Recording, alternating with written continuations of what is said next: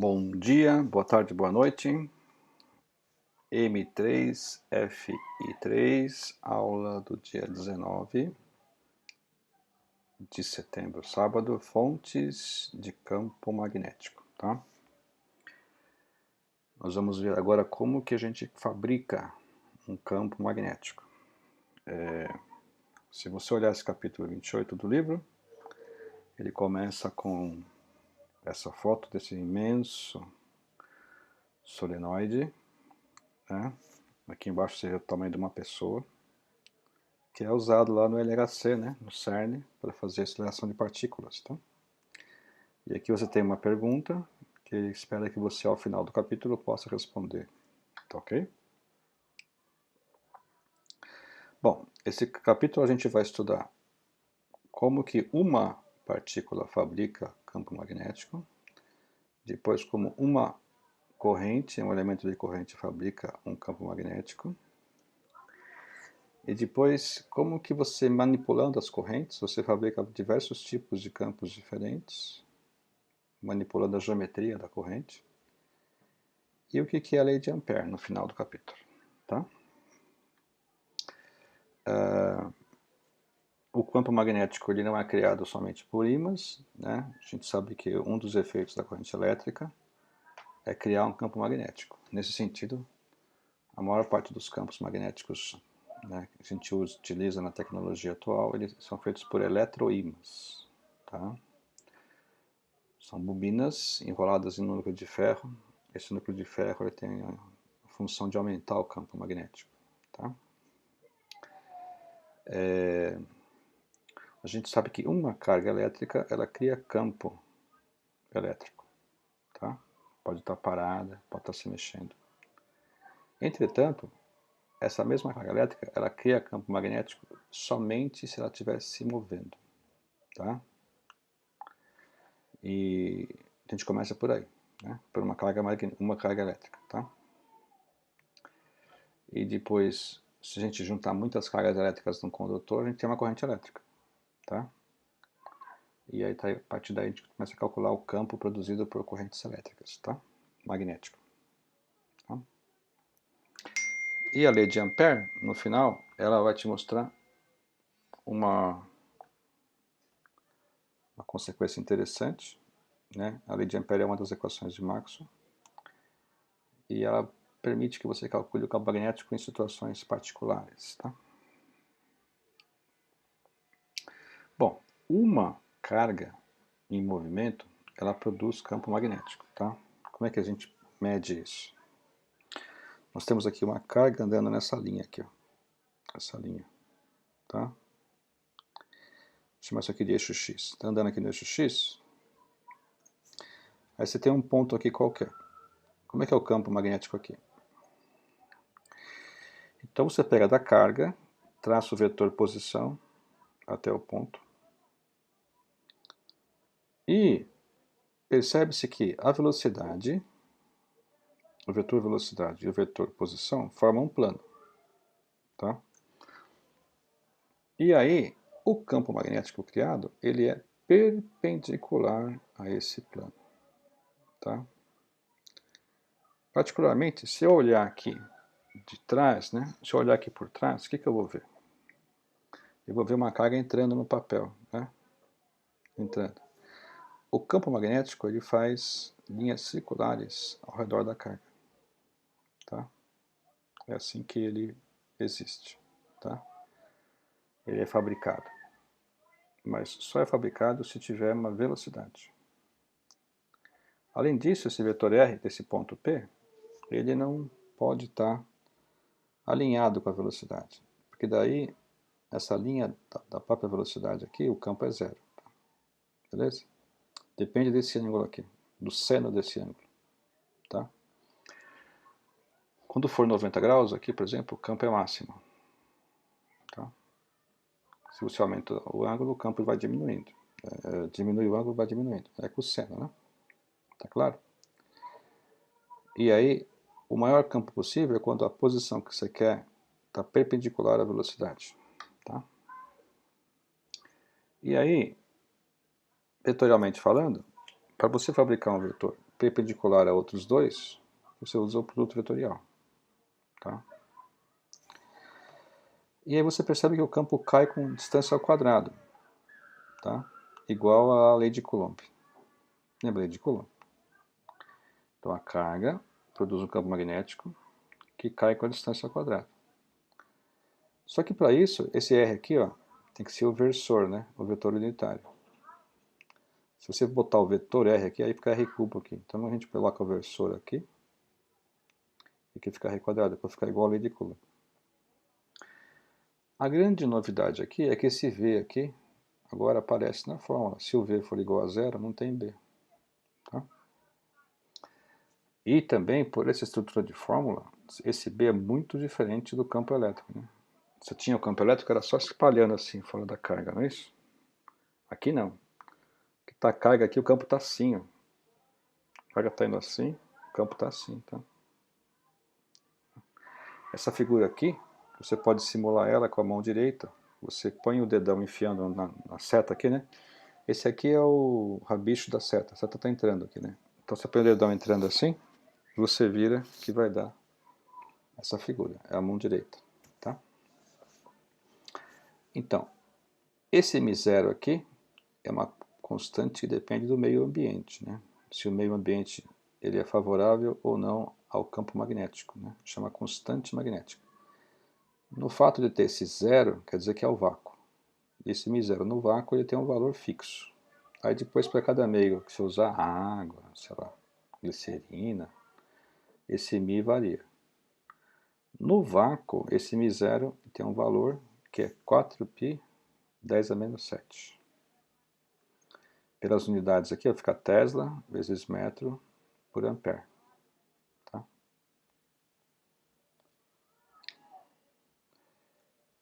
Por isso que tem esse 4π aqui embaixo, para cancelar com esse 4π aqui de cima. Aí o Mi0 é só 10 a menos 7. Tá? Mas o Mi0, né, tem esse valor. E esse valor ele é feito dessa forma para ele ter uma relação direta com a velocidade da luz. Tá? E essa relação direta eu vou te mostrar aqui agora. Eu tenho dois prótons se deslocando. Aqui um próton está indo para a direita e o outro está indo para a esquerda. Tá? Num certo ponto, eles se cruzam assim, um em cima do outro, né? Uma distância r. Ele quer saber se nesse instante, né? Nesse instante mostrado, quanto vale. Né? Quanto vale a força elétrica, quanto vale a força magnética, e fazer a divisão das duas. Tá? Então, veja bem, essa carga de baixo indo para lá, ó, põe a mão aqui, ó, né? Vai fazer um campo assim. Então aqui em cima o campo está para frente, tá vendo? Põe a mão, tá vendo? Está para frente o campo. E aqui, se o V é para trás e o campo é para frente, como é que era mesmo? V vetorial B para cima, não. V vetorial B, força para cima. Então a força magnética aqui, ela é para cima. E a força elétrica também, né? Porque mais e mais se repele. A força elétrica é moleza, né? Lei de Coulomb. É K0, Q1, Q2 sobre D quadrado. Isso aqui, ó. 1 sobre 4πε0. Né? E a magnética? A magnética é aquela fórmula louca lá, né? Tá certo? QV vetor R versor sobre, né? Vamos lá. Aqui. O campo magnético criado. Esse aqui é o campo magnético criado, né? O V está na direção X, é o VI. O R na direção J, o versor é o J. I vetor J é K. Então B é isso aqui, μ0 QV sobre 4πr quadrado. Tá? A força magnética é QVB, lembra? Então pega isso aqui agora para calcular a força magnética. QV vetor B. O V é menos VI aqui em cima, né? Aqui o campo magnético foi criado aqui em cima. Esse B aqui está criado aqui em cima. Então agora quanto que é essa força magnética? Essa é a fórmula da aula passada. certo? Então é menos VI, e o campo está na direção K. I vetor K menos J, com esse menos dá mais. Então, a força magnética está para cima também, em J. E a elétrica também está em J. Tá? Então, esse é o valor da elétrica, esse é o valor da força magnética. Se eu dividir um pelo outro, sabe o que vai dar? Dá isso aqui. ε0, μ0, v quadrado. Depois a gente vai ver na última aula que a grande contribuição, uma das grandes contribuições do Maxwell foi mostrar que esse ε0 a μ0 ele vale 1 sobre c quadrado, onde c é a velocidade da luz. Tá? Então, se eu colocar isso aqui, o que eu vou ter? Eu vou ter que a força magnética sobre a força elétrica é v quadrado sobre c quadrado. Ou seja, quando a velocidade é baixa, isso aqui é muito pequeno. A carga não sente o efeito magnético, só sente o efeito elétrico. Os efeitos só começam a ficar comparáveis se você estiver numa velocidade próxima da luz. Tá? Então, quando a velocidade for pequena, em comparação à velocidade da luz, a força magnética é muito menor do que a força elétrica. Tá? Essa é uma constatação. A gente não vai usar isso mais para frente, mas só para você ficar crente que os efeitos magnéticos são muito mais fracos do que os efeitos elétricos, se você está analisando os dois separadamente. Agora, se eu tenho um campo de uma carga, quanto que é o campo de um elemento de corrente? Um pequeno pedacinho de corrente. Já começa a ter muitas cargas lá dentro, certo? Só você somar tudo. Tá? Soma todas as cargas. Soma todos os campos. O campo de uma carga é isso aqui. O que você faz? Você bota o N aqui na frente. N de número de cargas. Certo? Como é que você faz isso? Você pega o elemento de corrente aqui. Vai fazer a mesma coisa. Você vai botar o dedão lá, né? Vou botar o dedão lá, vai sair aqui em cima, né? Tá certo? Então o campo aqui vai estar saindo. Tá certo? Então, vai fazer aquele campo que é circular, né? Tá entrando, ó, certo? Entrando. E aí, ele descreve ciclos em torno da corrente. São tangentes, né? E aí você soma as cargas. O que você vai ter que usar? Você vai ter que usar o J, né? O que é nesse pequeno volume, quanto que é esse volume aqui? O volume é área vezes o comprimento. Então, AdL. O que é N? N é o número de portadores por metro cúbico, lembra? Esse N é tabelado. Por cobre, por ouro, por alumínio. Se eu pegar o número de portadores por metro cúbico e multiplicar aqui por metro cúbico, eu tenho o número de portadores, vezes Q é carga total. Tá? Então, eu escrevo, em vez de uma carga na só, eu escrevo todas essas cargas aqui. Ó. Tá? Todas elas. Tá aqui. Só que NQVA é a corrente elétrica. Corrente elétrica. Tá? Essa parte aqui. Corrente elétrica. Então fica assim. Isso aqui é coulombs por segundo, né? E aí você vai ter essa fórmula aqui, ó. Isso aqui vem do produto vetorial, tá vendo? Módulo do primeiro, módulo do segundo, seno do ângulo. Então, o dB aqui, esse elemento de corrente, é μ0 sobre 4π e esse dl, que aponta no sentido da corrente vetorial, é o versor sobre r quadrado. Tá? Então, esse dl aqui faz o papel da velocidade. Aqui eu tenho o versor, aqui está o ponto que eu quero o campo. Tá certo? E aí, calculo o dB aqui em cima. Tá? Produto vetorial. Esse R versor é o vetor unitário na direção da posição do ponto que você quer o campo. Tá? Essa lei foi deduzida ao mesmo tempo por duas caras, um cara chamado Biot e outro chamado Savart. Então fica meio de Biot-Savart. Tá? Se você quiser o campo total, é simples, só integrar. Integra tudo ali. Tá? Aonde? Você sempre vai integrar em cima da corrente. Então, sei lá, de menos A até A. Você quer saber o campo total? Integra. Tá? Beleza? Então, essa é a famosa lei de Biot-Savart. A partir dela que eu calculo todos os campos magnéticos de todo tipo de corrente. Né? Tá certo? Existe até uma lenda, não sei se é verdade, por exemplo, uma prova de ingresso no doutorado lá em Royal Academy of London, né?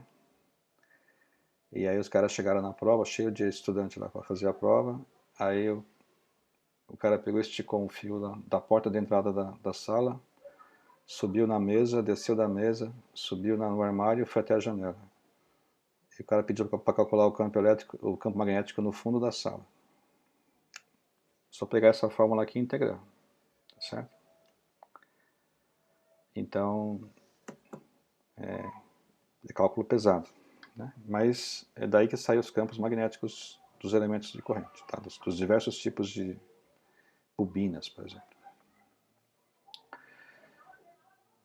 Bom, esse elemento de corrente, ele fabrica linhas de campo magnético da mesma forma que um ímã, tá certo? E daí, se esse ímã, se tiver material em volta que for magnetizável, tipo ferro magnético, ele vai aumentar esse campo, tá?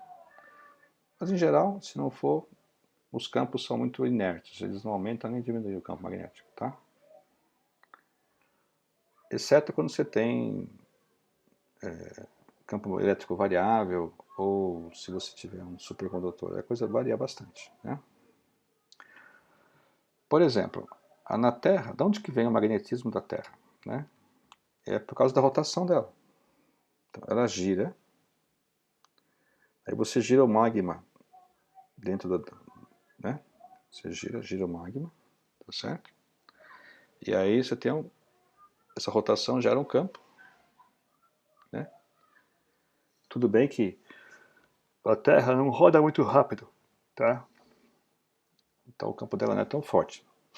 Por exemplo, Júpiter, o dia de Júpiter é 11 horas só. Então lá é um campo magnético muito mais forte.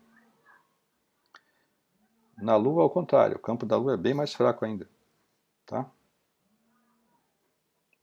É, tipo 28 dias para dar uma volta, tá certo? Então é bem tranquilo, o campo da Lua é muito fraquinho, tá bom? Magnético. Mas repara, movimento de carga, corrente, aí aparece o campo, porque as cargas estão se mexendo. As cargas precisam estar com velocidade para poder gerar campo. Tá? Então, vamos pegar um segmento de corrente, por exemplo, esse aqui. Tá? Como é que ele cria o campo desse segmento de corrente? Ele pede uma corrente aqui bem alta, 125 amperes, para alimentar aqui uma caixa de soldas. É isso? Não, tanque de eletrodeposição. É cromeação. Tá? Então aqui tem 1 centímetro de fio. Ele quer saber o seguinte. Quanto que é o campo produzido num ponto 1,20 m acima dele e 1,20 m à frente dele, 30 graus para cima. Tá? A distância é a mesma. Tá? Bom, para isso eu vou ter que usar aquela fórmula, né? Essa aqui, né? Tá? Bom, nesse ponto aqui, se eu saio do elemento e vou até o ponto, esse versor aqui é o versor do eixo Y, que é o versor J. O DL, estou no eixo X. Só que eu estou indo contra X aqui, a X está para lá, né? Então é menos dxi, né? Menos I. Menos I vetor J menos K. Então aqui em cima o campo está entrando na direção K. Tá? entrando na direção K. E aí, se você pegar os dados e colocar aqui, o valor de M0, o valor de I, o valor de DL, que é 1 centímetro, distância, dá isso aqui, ó. Olha que campo minúsculo, 10 a menos 8. Tá? Mesmo uma corrente tão alta, não consegue criar um campo razoável. Se você for mais para frente, tem que colocar esse seno de 30 aqui, ó. Tá? Porque tem um ângulo, agora não é mais 90 graus, que aqui é seno de 90. Né? Então, você vai ter o seno de 30, esse R aqui, ó, menos cosseno de 30i, mais seno de 30j. Mas se você fizer o produto vetorial, I vetorial I some, né? I menos I vetorial J é menos K. Então vai sobrar o seno de 30 aqui na direção menos K. Também vai estar entrando aqui, ó. Tá vendo essa flechinha assim? Um X, quer dizer que está entrando. Tá certo? Então você colocar os valores e vai dar metade desse. Tá certo? Porque seno de 30 é meio. Isso é uma aplicação simples da fórmula, tá? Nada de sofisticado. Se eu quiser saber o campo de todo esse percurso aqui, eu tenho que integrar essa fórmula aqui. Tem que integrar.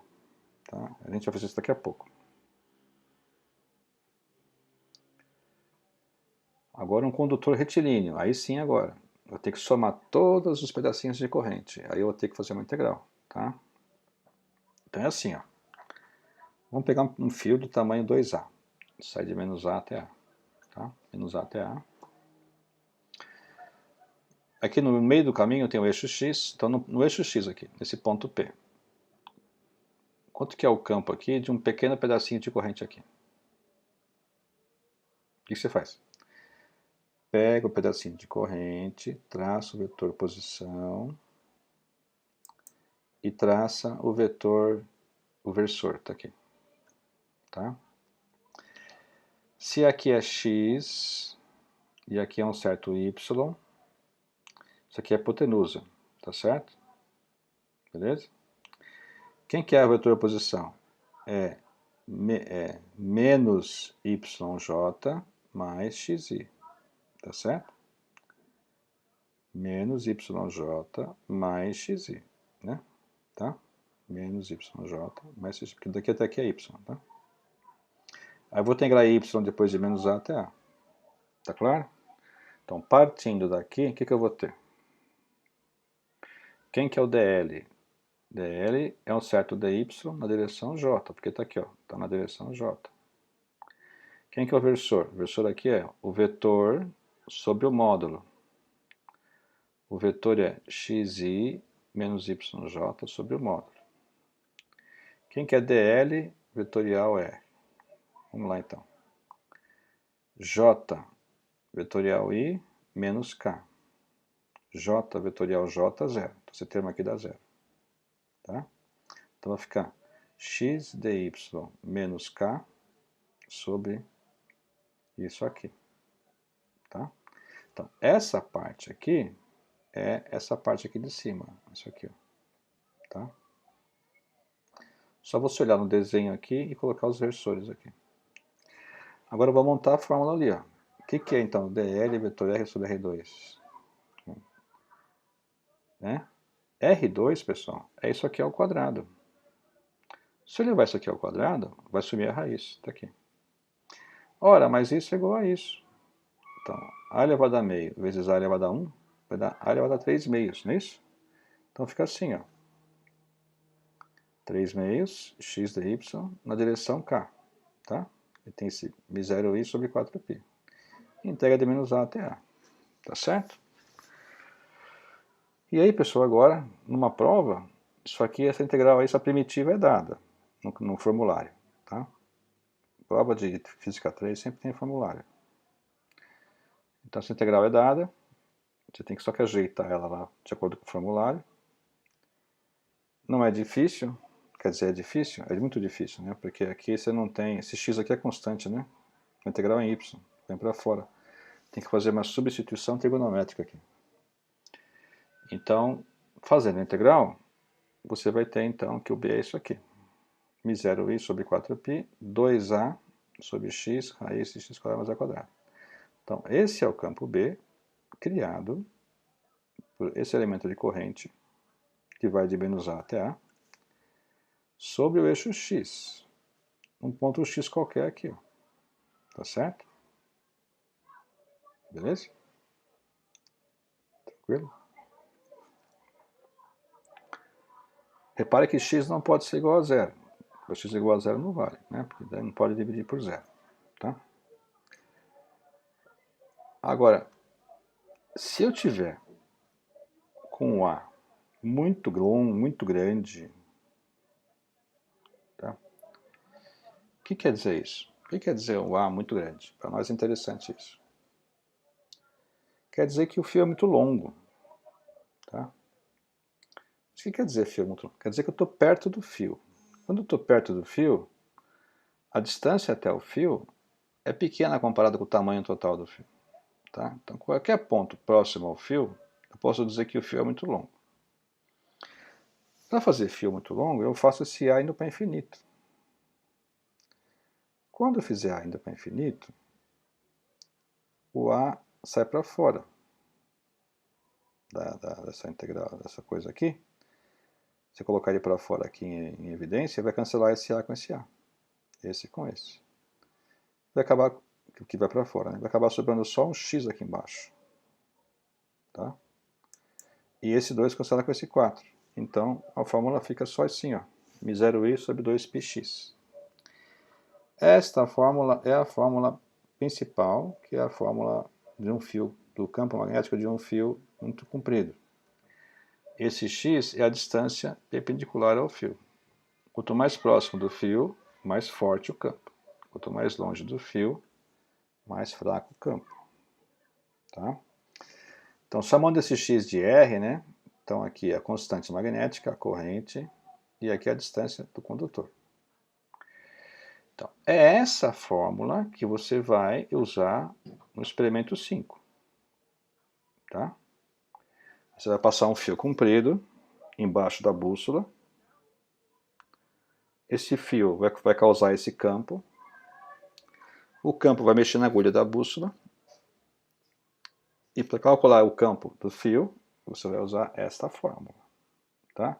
O que é o R? A distância do fio até a bússola, até a agulha da bússola. Tá certo? Então, e como é que é o vetor do campo, né? Você bota aqui a mão, tá? Direita aqui na corrente e gira, tá? E isso vai ser o sentido do campo. Então pega aí, você pega a mão direita, bota ali na corrente e gira assim. Então essas coisas que estão girando são os vetores que estão girando, tá certo? Essa que é o campo magnético. Tá? Então, se você tiver um fio único, né, conduzido 1 ampere, e quer fazer um campo igual ao da Terra, que é meio Gauss, né, 10 a menos 4, quanto tem que ser essa distância aqui? Tá certo? Se você fizer a conta, isola o R aqui, né? Isola o R, bota o valor de M0, corrente e o campo, a distância é 4 milímetros. Então, veja bem, para fazer um campo que eu considero fraco, né, que é um campo igual ao do magnético da Terra, você tem que chegar muito pertinho do fio, bem próximo, tá? Então, isso quer dizer que é o seguinte, quer dizer que é difícil fabricar um campo magnético forte fazendo um fio retilíneo. O campo de um fio retilíneo não é forte. Por quê? Porque esse M0 aqui, ó, é 10 a menos 7, não é? Da constante. Então o campo B é 10 a menos 7, 10 a menos 6, dependendo do tamanho da corrente. Então, infelizmente, para fazer campo forte, você nunca vai querer usar um fio retilíneo. Fio retilíneo, o campo é bem fraco. Tá? No entanto, para o experimento do campo da Terra, ele é suficiente. E é fácil de montar, só você fazer um fio esticado. Tá certo? Fácil de montar.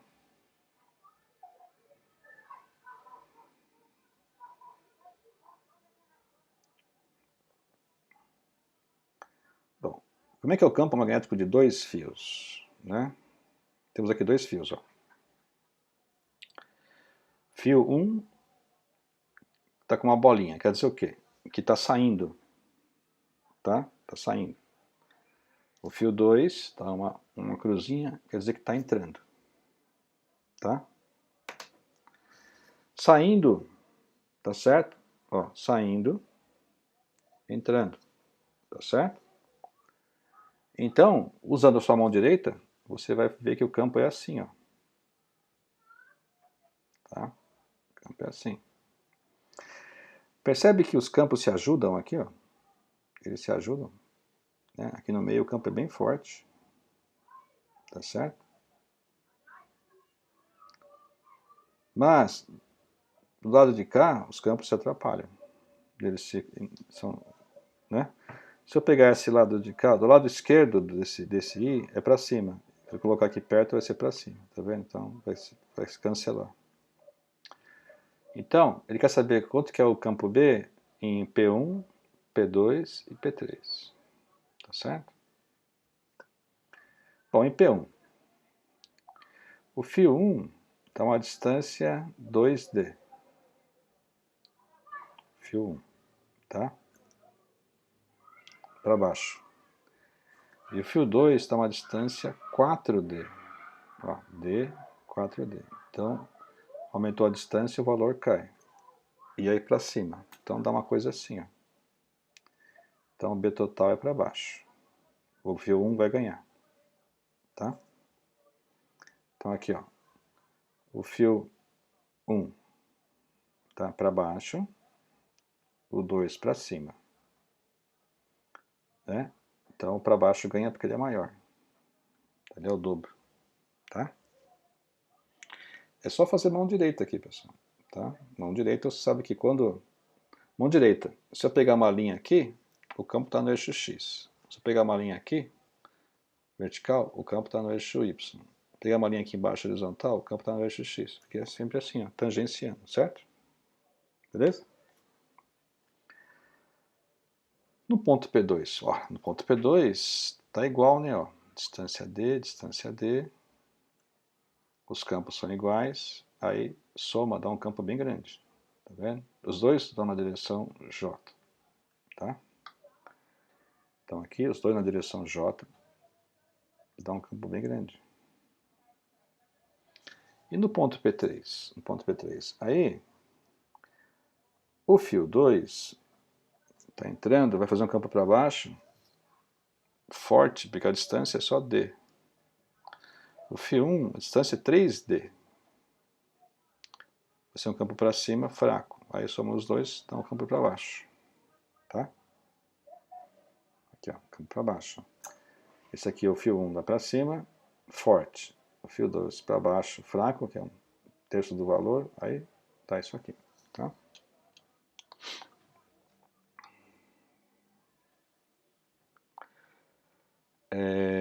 Não, desculpa. O fio 1 está para cá, né? Fio 1 está longe, campo para cima, fraco. Fio 2 está perto, campo para baixo, forte. Somos dois, resultante para baixo, né? Que é maior, tá? Depois ele pede o seguinte. Pega um ponto aqui à direita do fio 2. Está aqui, um ponto para cá. Calcula uma expressão para B. Tá? Um ponto qualquer. Um ponto qualquer. A distância desse ponto qualquer até o fio 1 é x menos d. E a distância desse ponto qualquer até o fio 2, ao fio 1 é x menos d. Até o fio 1 é x mais d, né? E até o fio 2 é x menos d.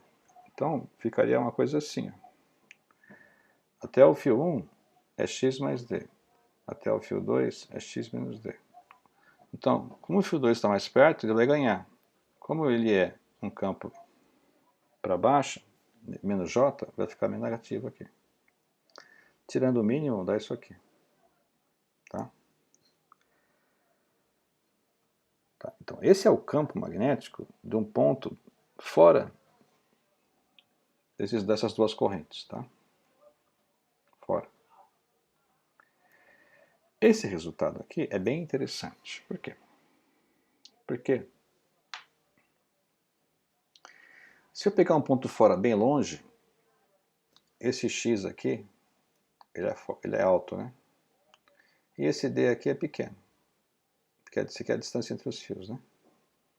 Posso botar o X em evidência para fora, x2, D2 sobre x2 é pequeno.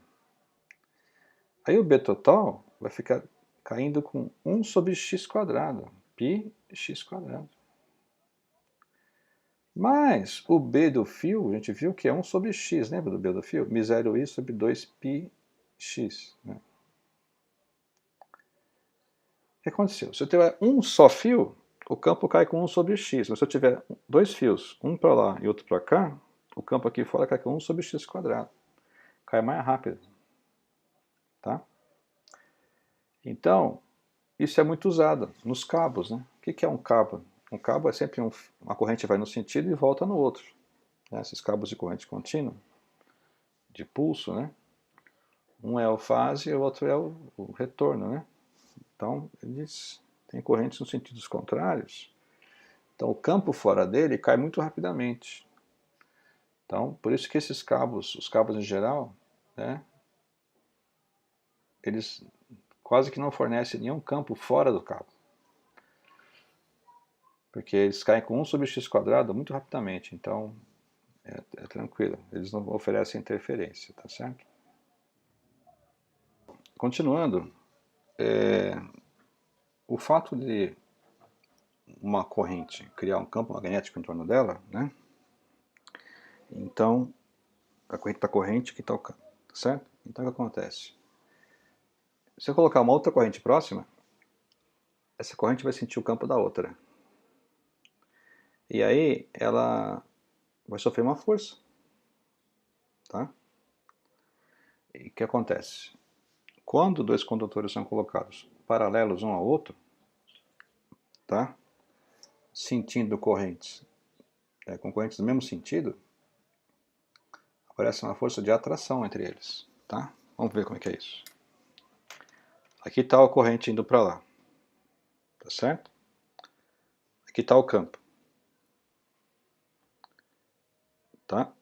Então aqui embaixo, o campo é para cá.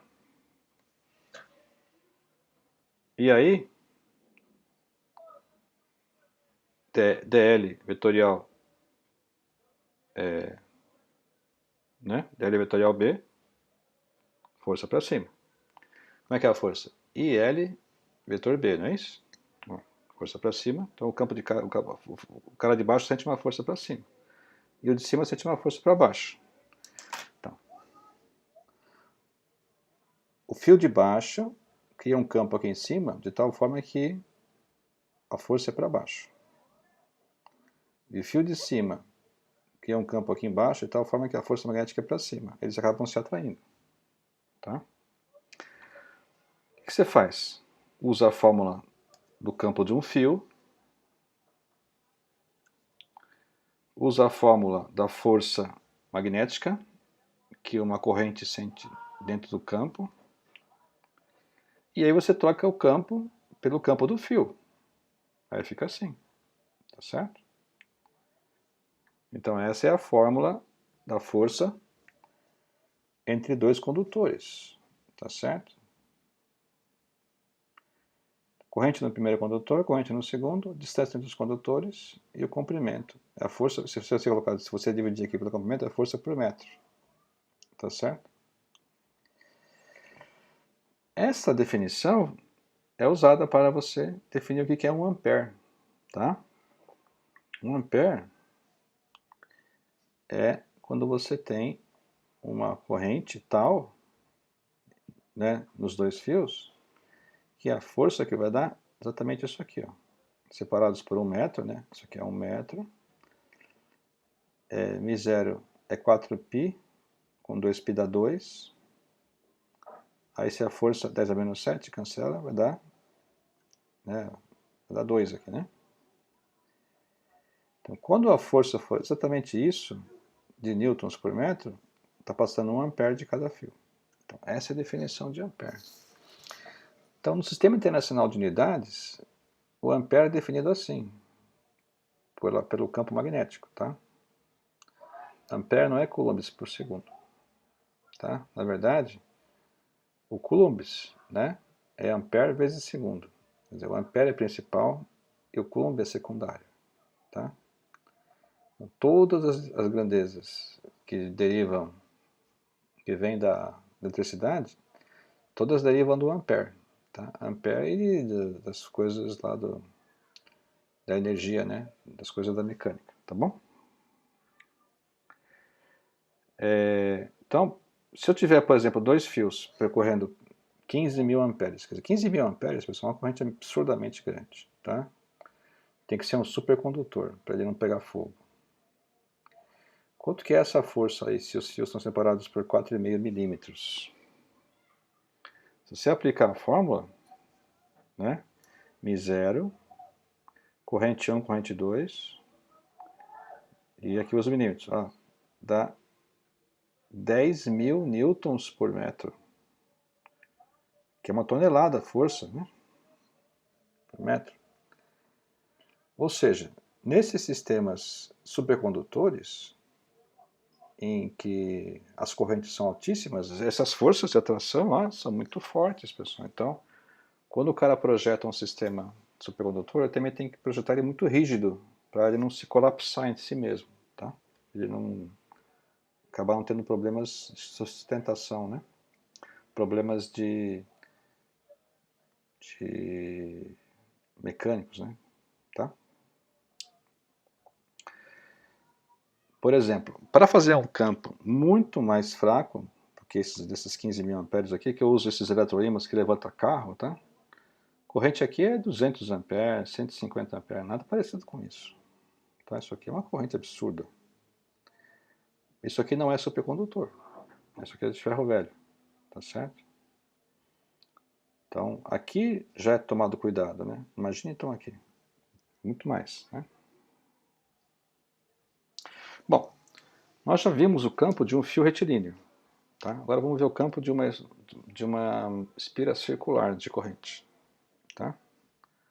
Então, uma espira circular de corrente é isso aqui. Ó. A corrente entra e depois sai aqui pelo cantinho. Isso aqui é uma espira circular. Se eu colocar essa espira no plano YZ, quero saber quanto que é o campo aqui no eixo X, sendo que o eixo X é o eixo da espira. Tá? Pessoal, não dá para deduzir a fórmula fora do eixo da espira. Tá? Então, tá aqui a espira, tem que ser dentro desse eixo aqui. Tá? Aqui para fora, aqui assim, é muito complicado. Tá? É muito... a integração é muito pesada. Se eu pegar então aqui um pequeno elemento de corrente e traçar aqui o vetor posição até o eixo X, tá? Então, esse plano aqui, que é o plano aqui, o vetor B vai ser perpendicular, vai ficar assim, ó. Tá? Então, o vetor B é perpendicular ao DL e ao R, tá? Vai ficar assim. Aí você vai ter uma componente Y e uma componente X, tá? Então, veja bem. Essa distância Y é sempre o raio. O raio é A. Isso aqui é fixo. O que varia é a distância x. Se varia a distância x, varia esse r também. Tá? O que é esse r? Pitágoras, né? A quadrado mais x quadrado. E quem que é o vetor posição r? É menos AJ mais xi. Tá? Se eu colocar então tudo isso aqui na minha conta, né? O dl... Aqui, por exemplo, eu peguei esse dl aqui em cima. Nesse trecho aqui exato, o dl acompanha o vetor z, né? Nessa posição. Aqui para outras posições não, mas vamos pegar essa posição aqui. Ele acompanha o vetor, o eixo z, então é dlk. Quem que é o r? O r é xi menos aj. E o módulo é Pitágoras. É isso aqui. Fica dl vetor r. Você vai ter então k vetor i, que é j, k vetor j, que é menos i, vai ficar com menos dá mais. Então vai ficar x dli a dlj. X dlj a dli. Tem duas componentes. Tá certo? E aí, quando eu for fazer o dl sobre r quadrado, de novo, né? R quadrado é isso aqui, é essa raiz ao quadrado. vai ficar x a primeira, isso aqui é a primeira, isso aqui é a meio, isso aqui é 3 meios, tá certo? Esse cara aqui, pessoal, no eixo x, no eixo j, se você olhar o θ aqui, é o seno de θ, cateto oposto. E esse aqui é o i, tá? Esse cara aqui é o cosseno de θ, que é o cateto adjacente, tá? Então, o cosseno de θ é o que está o i, né? Tá certo? Que é o a aqui. E o seno de θ, cateto oposto, é o j, é o que está o x aqui, tá certo? E aí o que eu faço? Eu vou integrar na corrente, tá? Vou integrar na corrente. Mas olha que interessante, conforme eu vou integrando aqui, pessoal, vou integrando, tá? O a não muda e o x não muda. Olha que interessante, nem o a muda, nem o x muda, tá? Entretanto, pessoal, esse cara aqui, o dBy, né, o y que é o x, isso aqui vai dar zero. Por quê? Para cada posição que eu tenho para cima, eu tenho para baixo. Eu tenho para a esquerda, eu tenho para a direita. Quando eu integrar isso aqui vai dar zero. Esse cara não. Isso aqui vai dar 2π vezes a, que é a área, né? Tá certo? Então vai ficar esse a dl e vai só integrar de dl. E aí você vai ter, então, 2πa aqui. Tá? Então, com 2πa cancela com 4π dá 2. Isso aqui embaixo se mantém. E como apareceu um A daqui, com esse A daqui dá A quadrado. Tá? Então, esse campo aí, então, é o campo de uma espira circular, tá? No eixo da espira, tá? No eixo da espira. Aí você põe o valor de x que você quer, e aí você põe o valor de x aqui e calcula. Mi0 é fixo, a corrente é fixa, o raio da espira é fixo, tudo é fixo. Bota o valor de x aqui, pronto. Tá?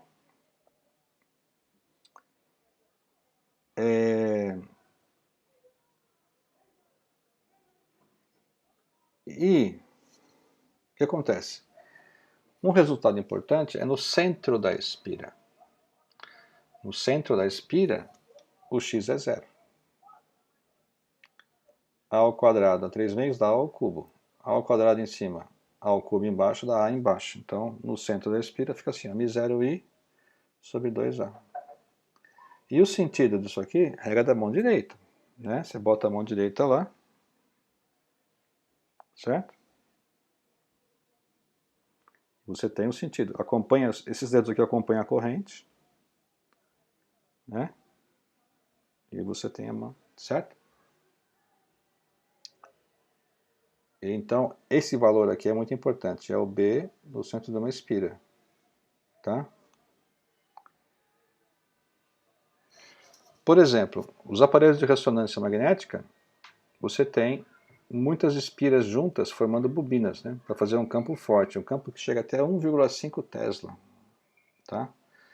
Os equipamentos são muito caros porque eles são refrigerados com hélio líquido, tá? Para evitar que os fios ficam superaquecidos, porque para fazer um campo desse, a corrente tem que ser muito alta, tá certo? O que acontece? Se você quiser, então, um campo mais forte, você enrola muitas espiras juntas, bem compactadas. Aí, a fórmula é exatamente a mesma, só que aparece um N aqui, ó. N espiras, tá? N. Então, conforme você vai, vamos pegar um raio A, né? Conforme você está aqui próximo do centro da espira, o campo fica assim, no centro, né? Você vai indo fora, ou para a esquerda ou para a direita, o campo vai caindo, tá? Com três A's, né?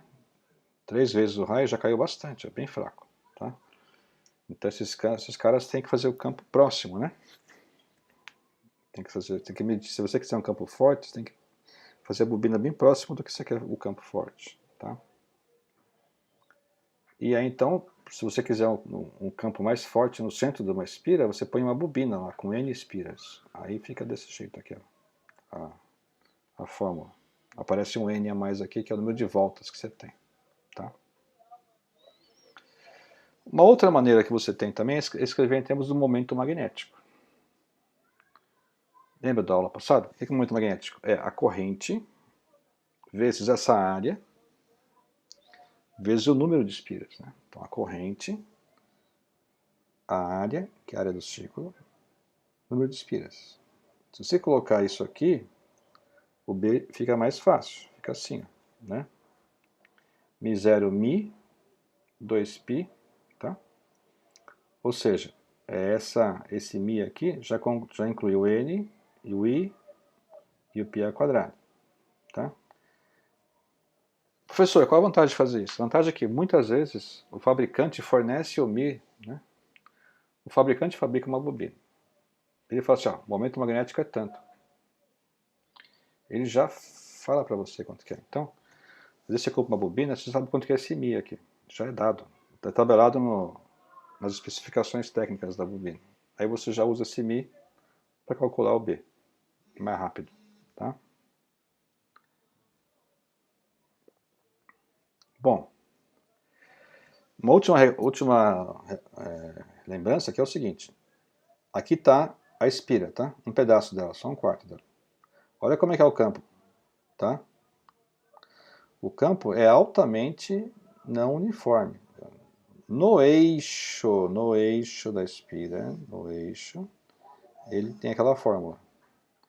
Aquela fórmula só vale para o eixo, tá?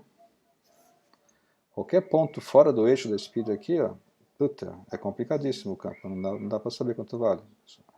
Só tem aquela fórmula, só vale para nesse eixo aqui, tá? Beleza? Bom, então vamos pegar uma bobina aqui. Ó. Uma bobina se conduzindo uma corrente de 5 A é construída por 100 espiras, constituída por 100 espiras circulares de raio igual a 0,6 metros. Determine o campo magnético ao longo do eixo da bobina, situado a uma distância de 0,8 metros do seu centro. Então, a fórmula é essa. Tá? Vamos colocar então a fórmula. Quem que vai ser o campo então? 4π 10 a menos 7, N 100 espiras, corrente 5 amperes, o A é 0,6 metros, o X ele falou que é 0,8, e aí deu isso aqui. 1,1 10 a menos 4, pessoal. Isso é o valor do campo da magnética da Terra, pessoal. Olha como é fraco. Porque você já ficou meio longe da bobina. Você ficou longe, 0,8 metros está longe da bobina. Tá? Já caiu bem o campo, olha como está fraquinho.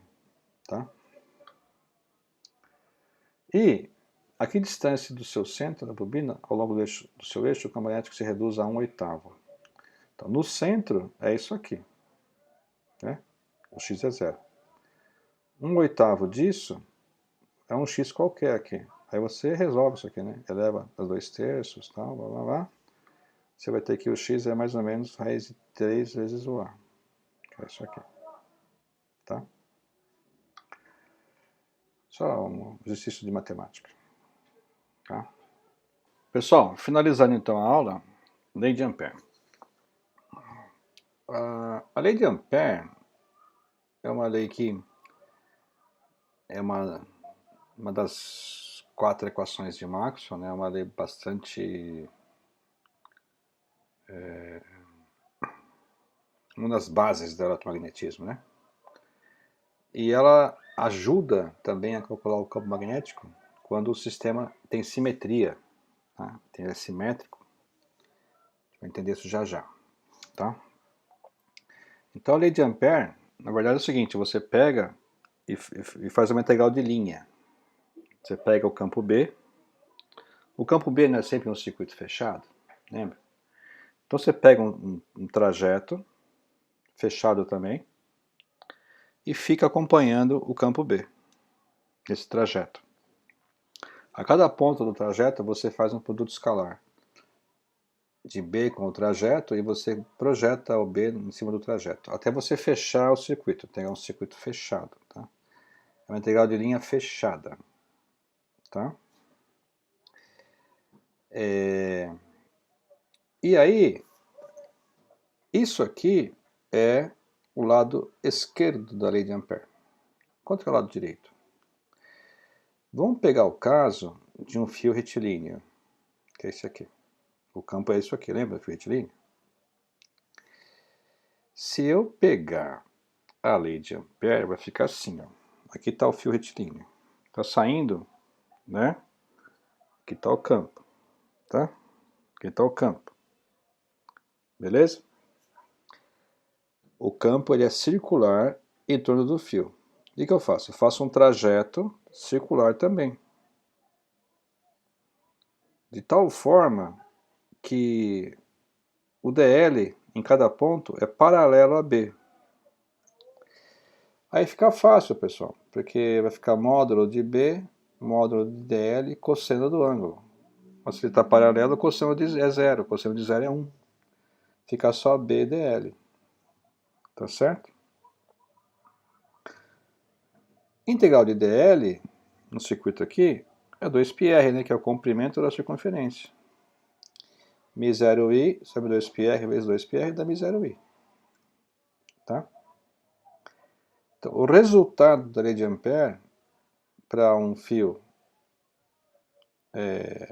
retilíneo é μ0i.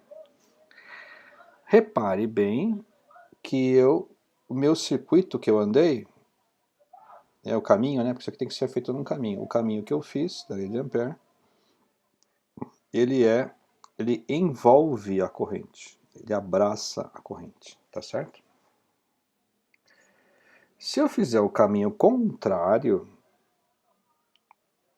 ao campo, em cada ponto, nossos vetores serão antiparalelos, tá? E aí, esse caminho contrário ao campo vai dar um sinal negativo, então o resultado vai ser menos μ0i, tá? Entretanto, se eu fizer um caminho que eu tangencio um pedaço, mas aí eu desço e volto outro pedaço e fecho.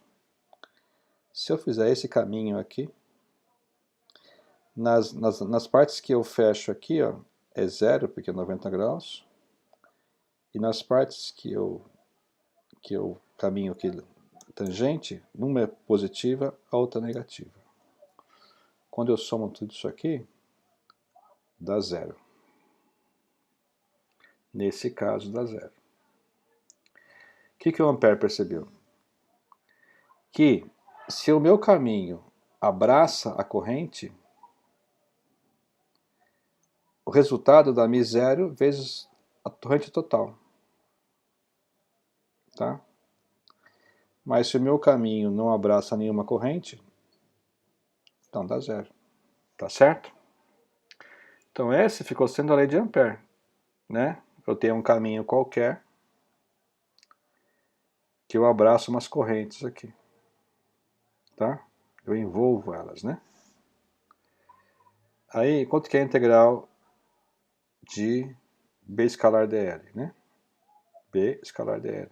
No circuito fechado, vai ser I1, ó, mais I3 menos I2, né? Porque I1 e I3 concordam com o caminho, né? Pela mão direita, né? Ó, certo? Mas o I2 está contrário aqui. Então, a lei de Ampère fala isso, ó. A integral de B escalar dl no percurso fechado é μ0 vezes a corrente no interior do percurso, aqui dentro, a corrente total, corrente líquida, né? No caso aqui seria I1 menos I2 mais I3, por exemplo, nesse exemplo, tá? Essa integral aqui é uma integral de linha, complicada de fazer, mas que é muito simples se o B for paralelo a DL. Nesse caso fica só módulo de B e módulo de DL, porque o cosseno de zero é 1. Esses são chamados casos de simetria, tá?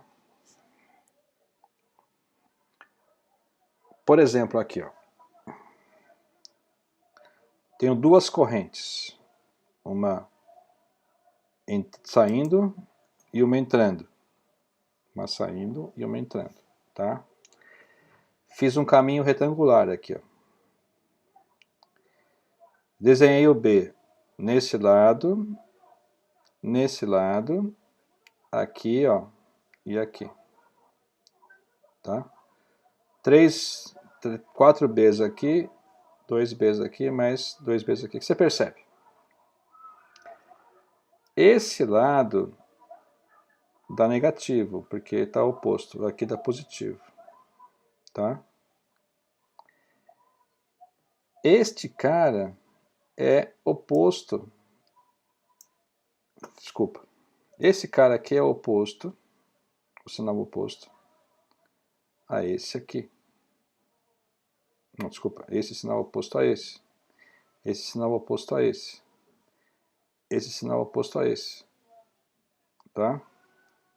Ou seja, quando o ângulo é agudo, é positivo. Mas quando o ângulo é obtuso, é negativo. Então esses dois cancela esses dois. Esse cancela com esse. E esse cancela com esse. Ou seja, nesse caminho fechado, a integral vai dar zero. Por quê? Porque a soma das correntes... Quanto que é a soma das correntes lá dentro? É mais I menos I, que dá zero. Como a soma aqui deu zero, isso aqui deu zero. Então, essa integral aqui tem que ser zero. Se você somar todas as contribuições em todos os pontos, vai dar zero.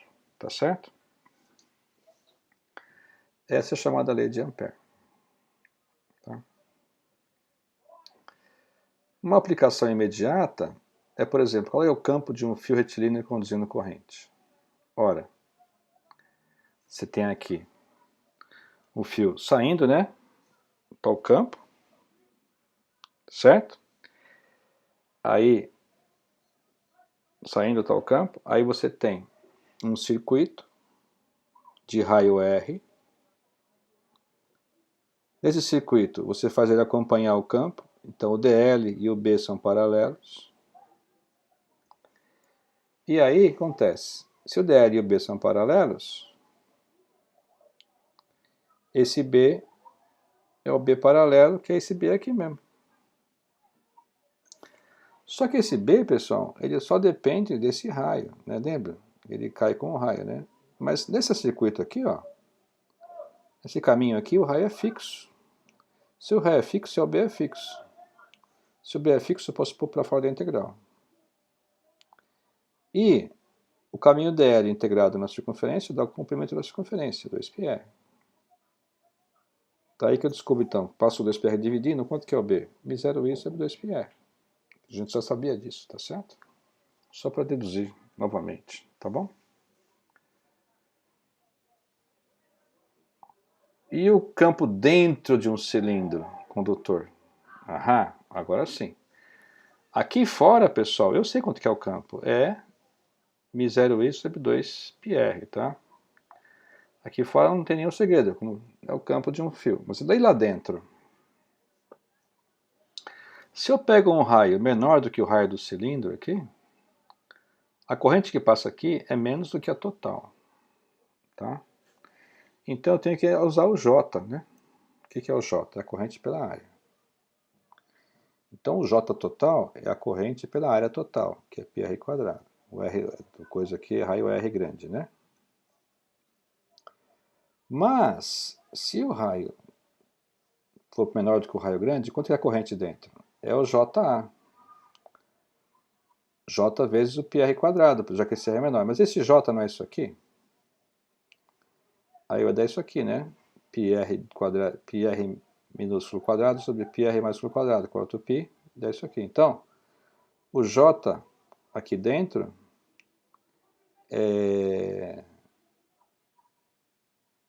o J aqui dentro desse círculo cinza é isso aqui. Tá? Então, se eu aplicar a lei de Ampère nesse circuito R menor do que o raio grande, eu vou ter, então, aqui vai ficar B, vai ficar 2πr 2πr, certo? E a corrente dentro é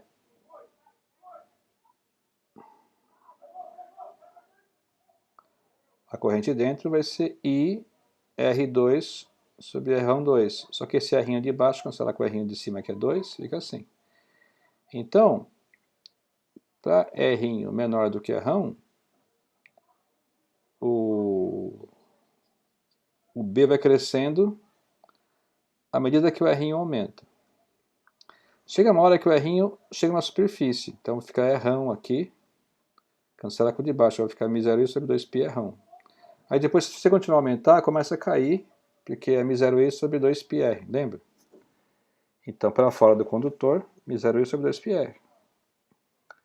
Ou seja, dentro do condutor, cresce linearmente. Aumento R, aumento B. Até chegar aqui em cima, no limite, né, do condutor, em que esse R é igual a R1. Aí fica M0I sobre 2π R1. Aí se você continuar a aumentar o R, aí começa a cair, porque se aumenta o R, começa a cair dessa forma aqui. Então cai com 1 sobre R. Tá certo? O caso mais legal é o solenoide, tá? O solenoide, ele é um enrolamento helicoidal, é um tubo, né? Você vai enrolando. Você pode ter milhares de espiras, né? Enroladas, bem compactadas, bem apertadinhas, tá certo? E cada espira é um círculo, tá? Aqui nós temos aqui então uma vista assim de lado. Então, tá assim, ó, tá? Você daí tá vendo assim, ó. Nesse lado de cima a corrente está entrando. Aí embaixo a corrente está saindo. Então aqui, ó, tá assim, ó. Tá? Então em cima está entrando, embaixo está saindo. Uma bobina comprida, tá certo? O que eu faço? Eu quero saber quanto que é o campo gerado por isso aqui, tá? O que eu faço então? No solenoide longo, onde o comprimento é maior do que o diâmetro, bem maior que o diâmetro, tá? Você pode fazer então só o seguinte, ó, você pega esse circuito aqui retangular, tá certo? Aqui dentro, integral de B dl, o B é constante praticamente, e o tamanho aqui é L, vai ficar BL. Né? Esse aqui é o tamanho L, né? Nesses ramos verticais, o B é perpendicular a DL, então dá zero. E aqui fora do solenoide, o campo é praticamente zero, também não tem, então só vai ter BL. E isso aí vai ser igual a μ0i. μ0i é o número de espiras que eu tenho, tá certo? Então, eu tenho N espiras por metro, Ninho aqui, ó, tá? Ninho espiras por metro. Então, eu vou ter, o número de espiras vai ficar Ninho vezes L, né? Porque, ó, número de espiras por comprimento vezes comprimento, certo? Então, tem que ser N vezes a corrente. É μ0 e não, é μ0i vezes N vezes. Ó. Nesse caso aqui seria quantos no desenho? 1, 2, 3, 4, 5, 6, 7, 8, né? Mas seria N aqui. Então ficaria o Ninho, né, que é o número de espiras por comprimento, vezes o comprimento. Número de espiras por comprimento vezes o comprimento.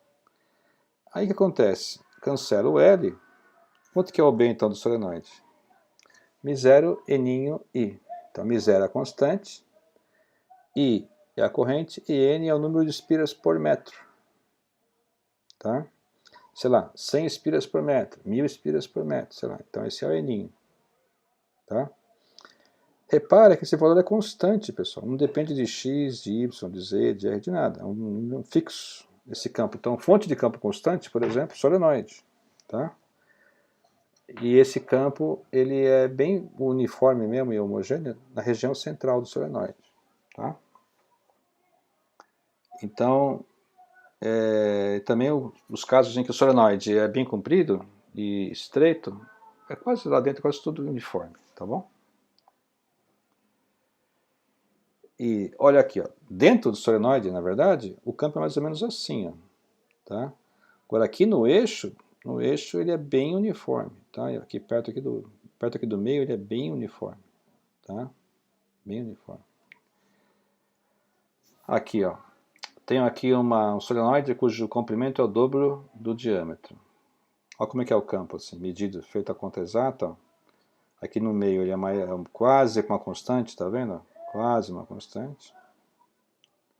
Ele cai para as beiradas, tá? No caso aqui, ó, você vai ter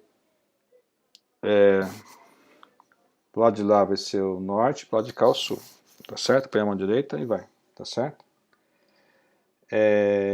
Se você começar a se pichar, né, isso aqui for tipo 16A aqui, começa a ficar uma região mais platô aqui assim, você consegue fazer um campo mais uniforme, tá bom? Agora, um toroide, pessoal, um toroide é uma coisa assim, ó, muito usado também, tá? E aí acontece, se eu fizer um percurso de lei de Ampère aqui dentro dessa região vazia, eu não vou abraçar nenhuma corrente. Então aqui dentro o campo vai ser zero. Se eu fizer um percurso aqui entre essa parte de cima e a parte de baixo, aqui no meio, eu vou abraçar só as correntes de baixo. Então aqui vai ter resposta, vai ser N vezes μ0I, certo? Onde N é o número de espiras. Se eu fizer um percurso para o lado de fora de tudo, o que acontece? Para cada corrente que sai, tem uma que entra. E aí a soma vai dar zero. Então aqui fora também o campo é zero. Então aqui fora o campo é zero, aqui o campo é zero, só tem campo aqui dentro. Tá? E aí é só você multiplicar por N. Porque olha, eu vou somar aqui, ó, N espiras. Então pega lá o campo né, de um fio, né? Multiplica por N. Porque é um campo de um fio, dois fios, três fios, N fios. Né? Fica assim. Tá? μ0NI, esse 2πr veio do integral de B escalar dl, B é constante, vem para fora, dl é 2πr, passa 2πr dividindo. Esse R então é o R, esse R que está aqui, ó, ele é o valor que vai desde A até B, né? A é o raio interno, B é o raio externo, tá?